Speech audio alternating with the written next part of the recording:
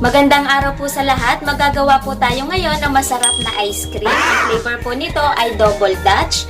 Pwedeng panghandaan o pang negosyo man. Kaya sa mga naghahanap po ng extra income, panoorin nyo lang po yung aking mga video at magkakaroon po kayo ng mga idea. Panoorin nyo po hanggang huli dahil magko-costing po tayo para malaman po natin ang puhunan natin per ounce sa ating ice cream. Kaya kung interesado po kayo sa mga ganitong video at hindi pa po kayo nakaka-subscribe, pwede po kayong mag-subscribe. Huwag nyo na din pong kalimutan yung bell button na pindutin upang updated po tayo pag may upload po ako. Tara na po, sabayan nyo po ako sa aking paggagawa ng ice cream.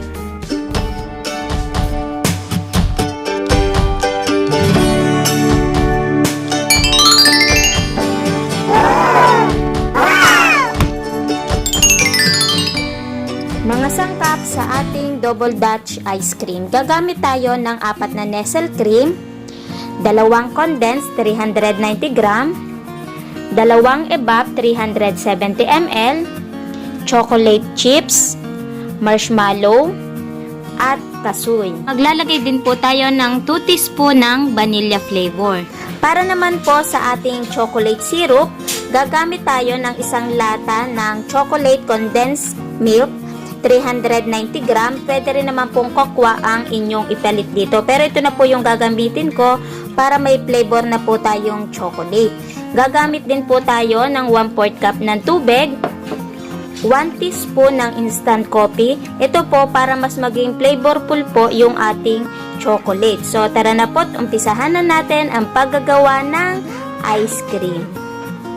Ang una po natin gagawin, lutuin po muna natin yung ating chocolate syrup. Pagsamasamahin na po natin yung ating mga ingredients. Yung ating tubig at yung ating coffee. Haluin lang po natin to at dadalhin na po natin sa ating paglulutuan. Alalay lang po natin yung apoy at yung halo kasi baka po masunog yung ating chocolate syrup. Hintayin na lang po natin yan lumapot. Okay na po yung ating chocolate syrup. Pinalapot lang natin po yan at okay na po yan. Magagawa na po tayo ng ice cream at ang una po natin gagawin, ayusin po muna natin yung ating bowl na pagmimixan na lalagyan natin ulit ng yelo sa gilid. Dito tayo magmi-mix. Ito, pinalamig na din natin yung ating bowl at maglalagay tayo ulit ng yelo sa gilid.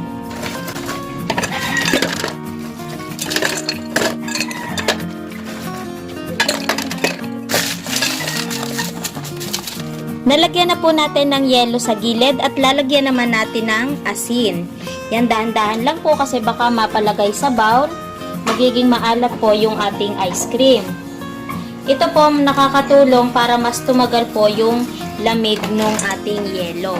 Yung asin, depende na po sa inyo kung ganong dami po yung inyong ilalagay. Ang sunod na po natin gagawin, ilagay na po natin yung ating ingredients. Unahin po natin yung ating Nestle cream. Ilagay lang po natin lahat ito. I-mixer lang po natin hanggang magdoble po yung volume ng ating Nestle cream. At i-high speed lang po natin.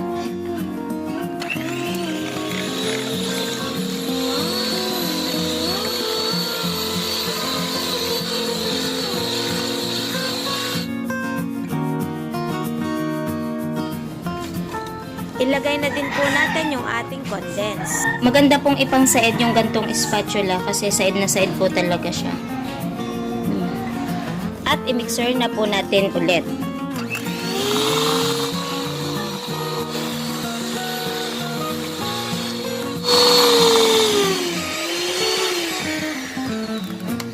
At ilagay na din po natin yung ating evap ng dahan-dahan.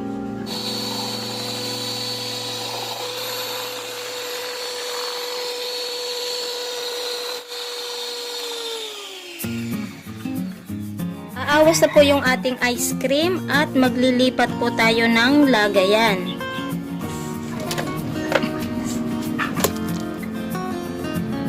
Nailagay na po natin yung ating vanilya at i-mixer na po ulit natin.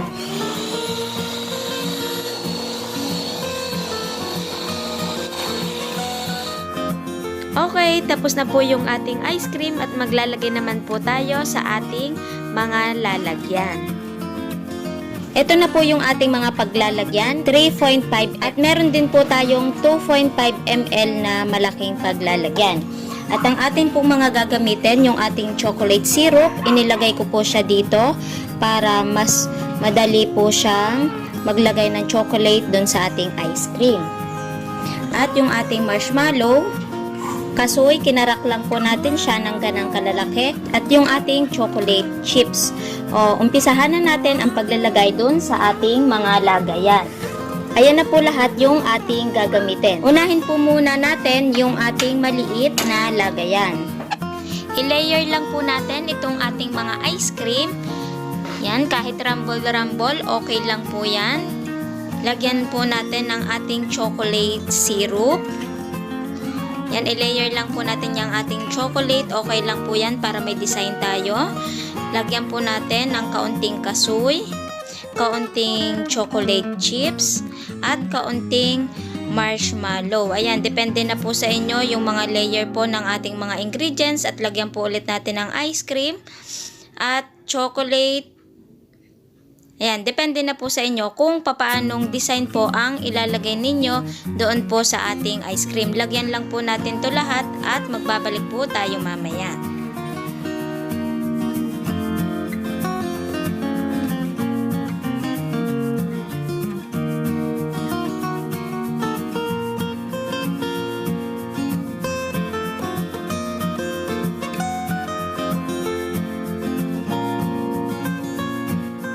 Para lagay na lang po tayo ng lagay ng ice cream, paglalagyan na po natin yung ating mga cups ng chocolate syrup. Lagyan na po natin itong ating malaking lalagyan. Tapos na po tayo sa ating ice cream at ilalagay naman po natin siya sa ating rep na. Atin na po munang patitigasin at mamaya po tayo ay magbabalik muli. Meron tayong isang malaki, 2.5 ml. At naka 36 tayo na cup na 3.5 ounce. Yun, takloban na po natin lahat to. At ilalagay na po natin sa ating ref.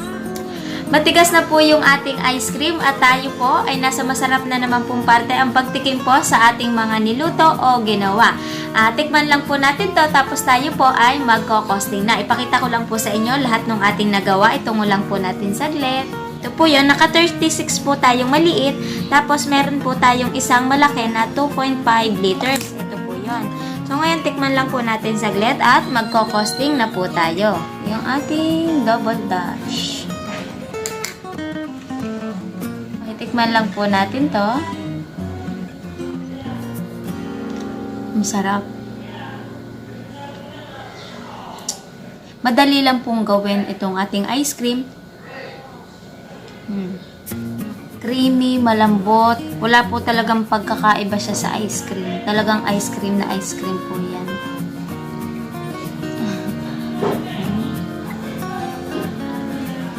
Ito po pwede pong panghandaan. Ang gawin nyo lang po yung 2.5 ounce na maliit na ang bentahan po nun ay 12 to 15 pesos. Pero ito kasi medyo po malaki to. Kaya kung halimbawa gagawin nyo pong panghandaan, pwede pong yun cup na yon ang inyong gamitin. Mas maliit-liit po siya ng kaunti dito. Panghandaan o pang negosyo man, pwedeng-pwede po ito. Tapos pag nakakain po kayo kasoy at saka nung atin pong marshmallow, double Dutch po talaga yung ating ice cream na to. Madali lang pong itong gawin. Sundan nyo lang po yung ating mga procedure ng paggagawa. Singit ko na nga po pala, dun po sa nagtatanong, Ate Tipid Tips, pwede po ba na magawa ng ice cream na walang yelo? Pwede naman po yun. Lalo na po kung pambahay po. Kasi mas okay po yun kasi hindi siya ganun kabula, siksik po yung ating ice cream. Pag may yelo sa gilid, mas mapaparami po ninyo yung labas ng inyong ice cream. Katulad po nitong aking nagawa, naka 36 po tayo na maliit na 3.5 at meron pa po tayong 2.5 liters na isang malaki. Kung hindi po tayo gumamit ng yelo sa gilid, hindi po siya magiging ganong karami. At kapag naman po walang yelo, hindi po ganong karami ang inyong magagawa. Konti lamang po. Kaya kung pang negosyo po, kailangan po gumamit ng mixer at saka gumamit din po ng yelo sa gilid habang nagmi-mixer. Pero kung pambahay lang naman po, okay lang po hindi maglagay ng yelo sa gilid at saka gumamit ng mixer. Pwede po yun. Aha. At ngayon po tayo po ay magkakosting na at mamaya ko na po ubusin itong ating ice cream. Ngayon po tayo po ay magkakosting na para malaman po natin kung magkano nga po ba ang naging puhunan natin, kung magkano ang magiging presyo sa ating ice cream. Umpisahan po natin sa ating all-purpose cream. 4 po yung ating nagamit, 240 pesos. Ang ating condense, 2 po ang ating nagamit, 64 pesos. Ang atin pong Eva, 40 pesos. Atin pong condensed na choco ay 34 pesos. Ang atin pong vanilla at saka instant coffee, pagsamahin na po natin ay 5 pesos. Atin pong kasoy, 74 pesos. 37 po ang isa nun. Sa Alphamart ko po siya nabili. At ang atin pong marshmallow at saka choco chips na nagamit ay 25 pesos. Ang ating pong electric at saka gas ay 60 pesos. Kaya ang total niya po lahat ay 526 pesos. I-plus na rin po natin yung ating labor cost na 50 pesos. Kaya ang total niya po lahat ay 576 pesos. 50 pesos lang po yung aking inilagay kasi saglit lang naman pong gawin tong ice cream. Yung matagal lang po yung pagkakagawa ko ng kaunti dahil tayo po ay nag-video. Pero kung kayo po yung gagawa nito, saglit lang po ang paggagawa. Nagsama na po tayo kasi halimbawa po kung kakaririn nyo po itong paggagawa ng ice cream at may order po kayo. Halimbawa may birthday, may umorder po sa inyo ng ice cream. Syempre, kailangan nyo po ng helper. Kaya po 50 pesos po kasi 1 hour lang naman po natin ginawa yung ating ice cream. Syempre, mag-additional na lang po kayo kung ilang po oras po yung inyong paggagawa. Bali, ang rate po kasi dito sa Laguna ay 370 pesos. I-divide ko po siya sa 8 hours.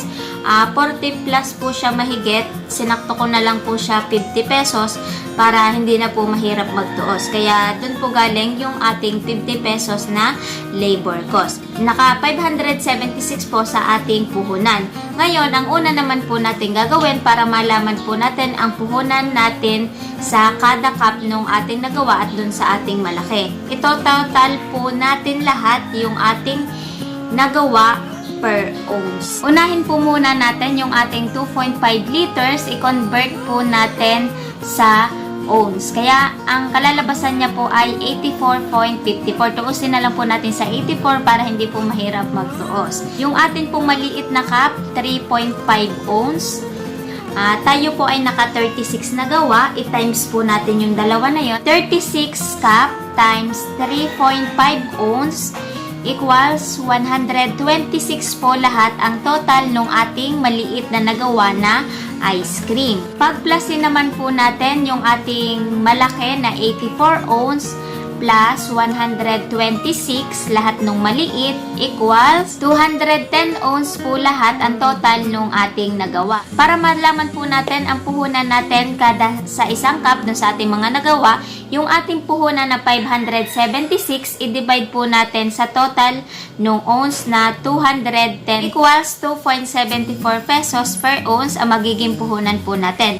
Ang tuusin po muna natin ay yung ating maliit na lagayan na 3.5.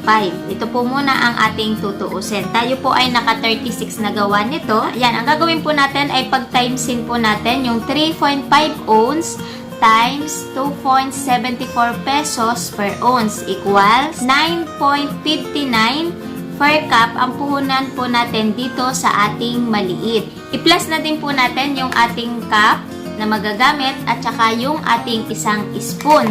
Po ay 1.48 ang puhunan. Saktuhin na po nating 150 para po dito sa ating spoon. Ang total po lahat ng ating puhunan dito sa isang cup ay 11.9. Ito po, pwede nyo pong ibenta ng 20 to 25 pesos. Pero ako po, ibebenta ko po ito ng 22 pesos times 36. Kaya tayo po ay bebenta dito ng 792 pesos. Tuusin naman po natin itong ating malaking ice cream. 84 ounce po ito nung ating kinonvert. I-times po natin sa 3.5 ounce. 230.16 ang puhunan po natin dito sa ating malaki. I-plus na din po natin yung ating lalagyan na 20 pesos. Pero wala pa po siyang 20. Tunuos ko na lang po siya sa 20.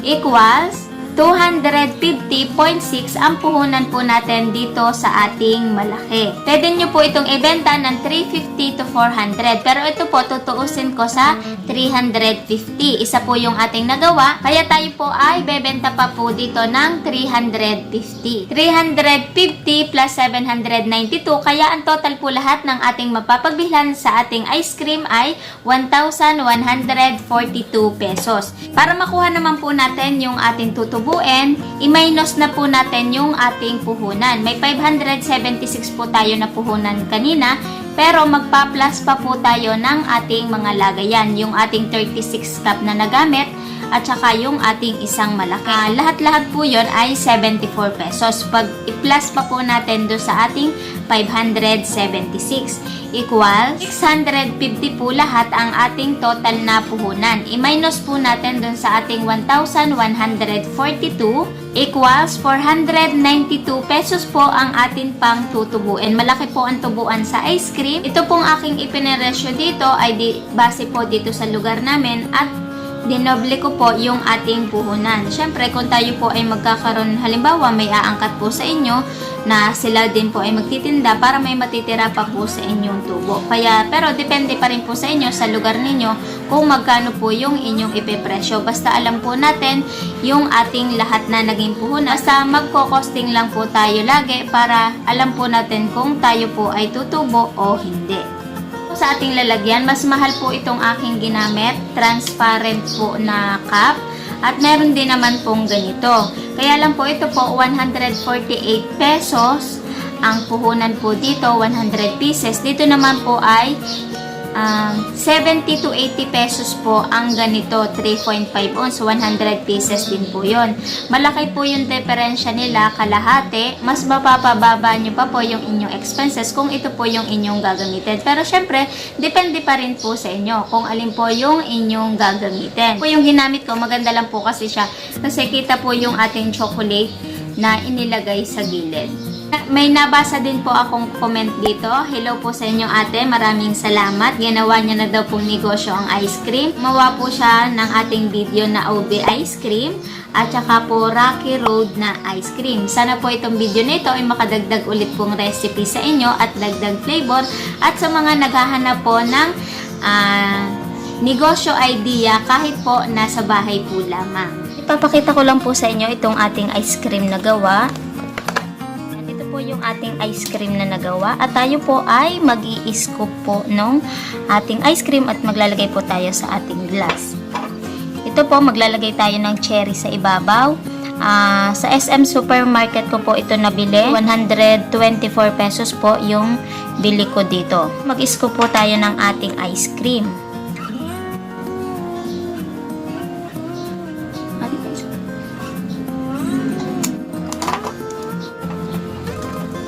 At lagyan po natin nung ating syrup na natira. Lagay ko po kasi ito sa ref. Kaya medyo matagal siya lumot. Ito na po yung ating ice cream. Maglalagay din po tayo dun sa ating cone. May binili po tayong ice cream cone. Po yung ating ice cream at wala po talaga siyang pinagkaiba dun sa ating pong ice cream na nabibili at dito po sa ating ginawa. Pagawa niyo po yung mga kids nyo at syempre pwede po itong gawing dagdag income. Ay nakatulong po ulit ako sa inyo at nagkaroon po ulit kayo ng dagdag idea. Kaya maraming pong salamat sa inyong lahat. Bye-bye!